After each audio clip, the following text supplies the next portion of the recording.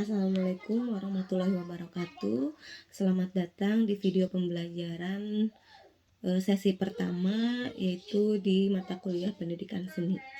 Kali ini kita akan bahas tentang wawasan seni.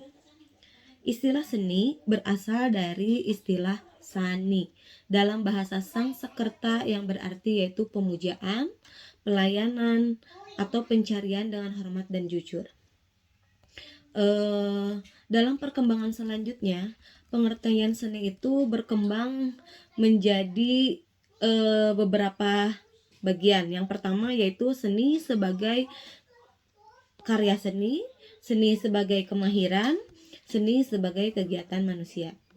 Pengertian seni sebagai benda atau karya seni adalah seni atau keindahan adalah sesuatu yang menghasilkan kesenangan, tetapi berbeda dengan sekedar rasa gembira, karena mempunyai unsur transcendental atau spiritual.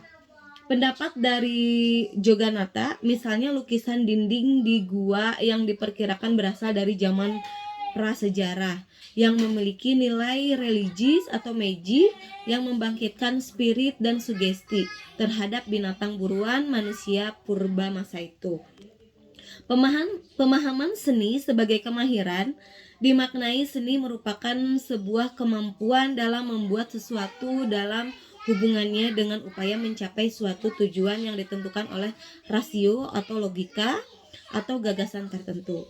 Dan pendapat ini dinyatakan oleh Aristoteles. Misalnya nih, Idris Sardi, seorang violis Indonesia yang terkenal karena kemahirannya dalam memainkan karya-karya musik dengan improvisasi nada kreatifnya.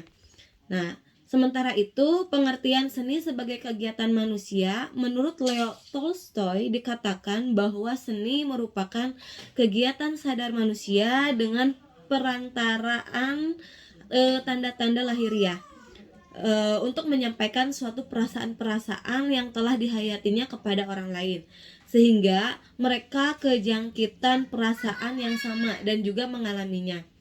Misalnya seorang koreografer terkenal yaitu Didi Ninipowo yang tampil dalam kostum wanita membawakan karya tariannya yang kocak dan baru.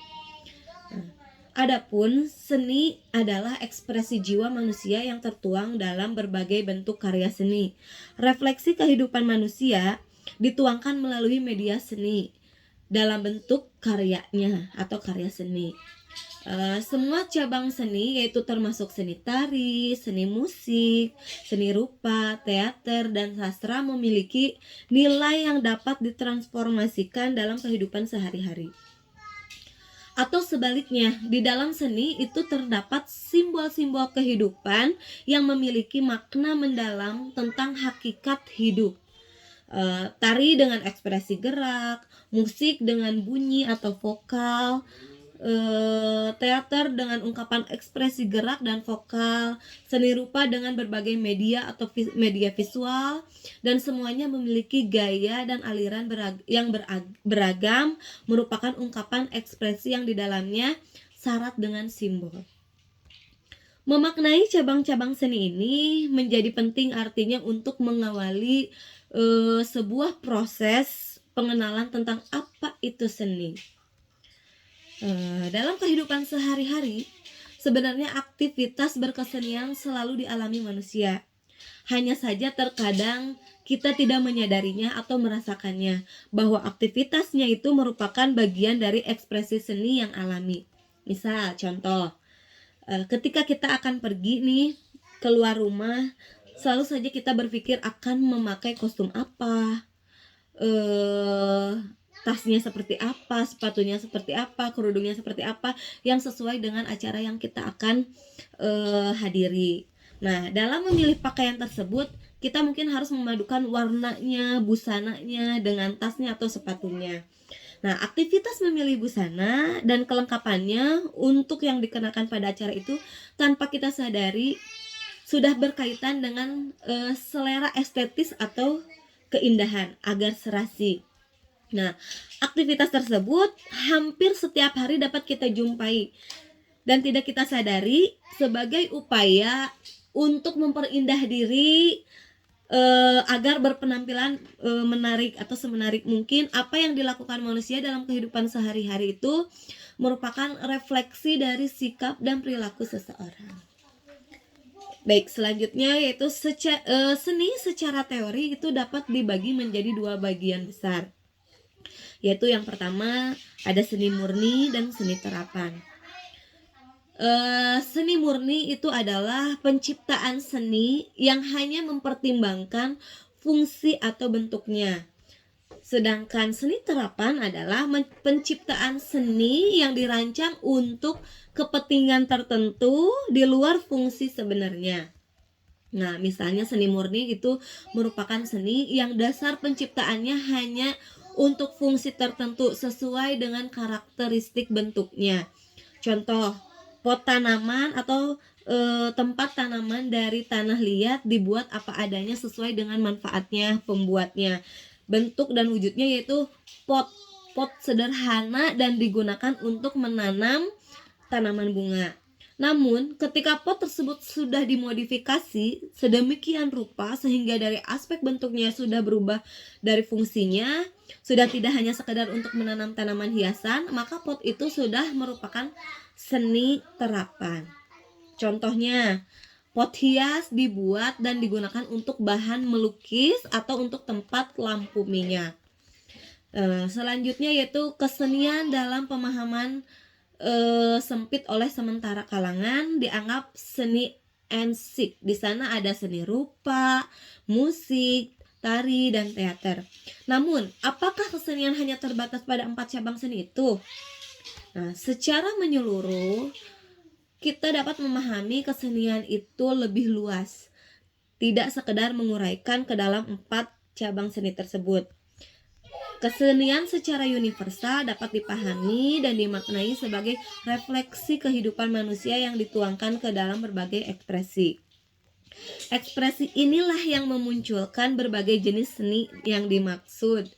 Batasan seperti itu semestinya kesenian mendapat perhatian dan penanganan khusus agar dikenal tidak saja sebagai upaya menyalurkan hobi saja dan kegemarannya. Nah, melainkan kesenian dapat dijadikan sarana untuk membentuk perilaku yang dapat kita adopsi dari nilai-nilai edukatif yang terakumulasi di dalam kesenian dalam arti yang umum.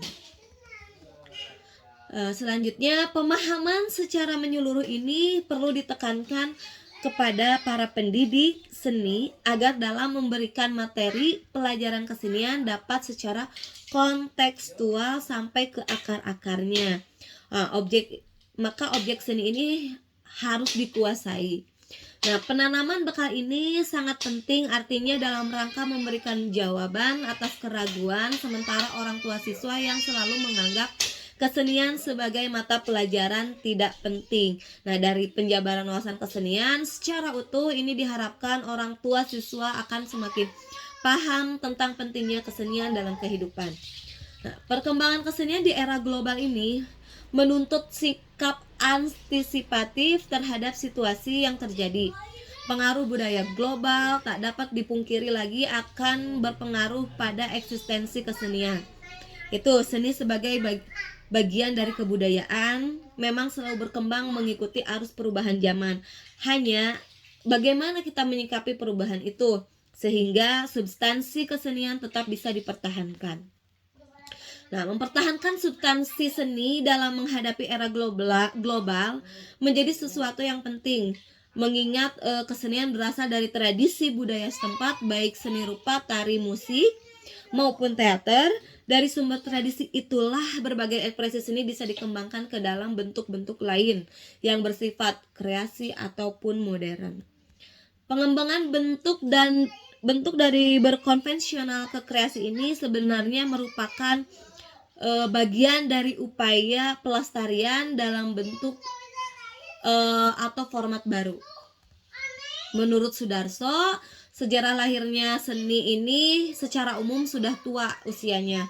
Namun, gambaran orang terhadapnya biasanya tidak jelas dan seringkali terlampau sempit atau parsial.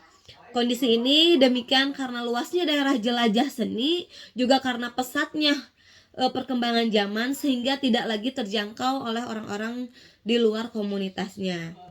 Nah, untuk menjawab pertanyaan tersebut, perlu kiranya kita tengok batasan-batasan maupun definisi tentang seni dalam pandangan masyarakat secara umum.